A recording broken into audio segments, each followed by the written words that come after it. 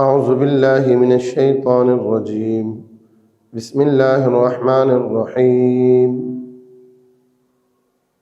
أجيب دعوة الداع إذا دعاني فليستجيبوا لي وليؤمنوا بي. قال النبي صلى الله عليه وسلم: ثلاثة لا ترد دعوتهم: الصائم حين يفطر، والإمام العادل، ودعوة المظلوم.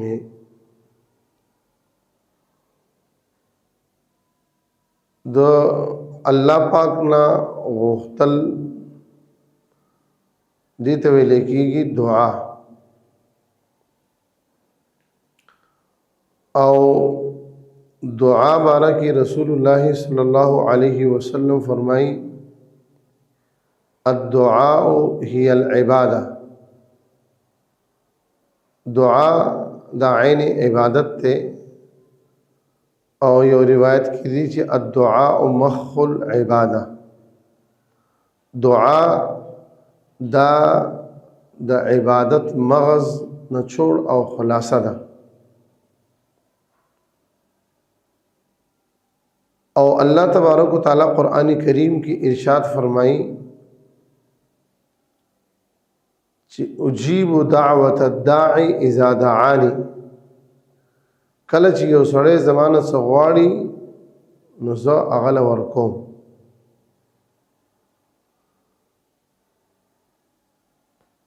د دې وجې نه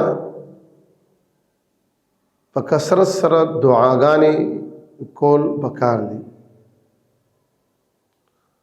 بلکہ دعا دا د مومن دپاره یو ہتھیار دی. الدعاء سلاح المؤمن.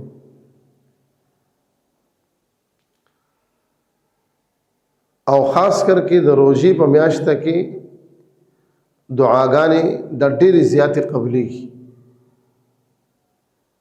د الله تبارک و تعالی خصوصی رحمت متوجی، د الله تبارک و تعالی د طرفنا رحمتونه برکتونه وریږي، او الله پاک خپل بندگانو ته د رحم په نظر سره ګوري. دی وجنا د روزې په میاشته کې خصوصا د دعاګانو اهتمام پکار دی. رسول الله صلی الله علیه وسلم فرمایي چې درې کسان داسې دي چې د هغو دعا نه رد کېږي، خامخا د هغو دعا قبلېږي. یو کله چې یو سړی د روزې په حالت کې وي او بیا د روژه ماتي وخت شي، نو د روژه ماتي په وخت کې یو سړی چې دعا کوي الله پاک د هغه دعا نه رد کوي. دویم نمبر الامام العادل، انصاف کون کے بادشاہی، دا هغه دعا الله تبارک و تعالی نه رد کوي، دا هغه دعا قبلی کی. او دریم نمبر د مظلوم دعا چې دا هغه الله پاک نه رد کوي.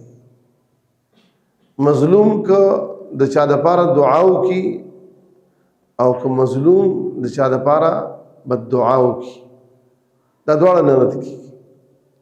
دیو جن رسول الله صلی الله علیه وسلم تم فرمائی: اتقوا دعوت المظلوم. د مظلوم د بد دعانا ان د خیرون ځان ساتي، ځکه چې د هغه د د اواز او د الله تبارک وتعالى پسند کې د هغه د او د دعا د قبلېدو څه قسمه پرده او حائل نه وي. سیده د هغه دعا د هغه اواز د الله پاک دربار ته رسی، او الله پاک د هغه دعا قبلې.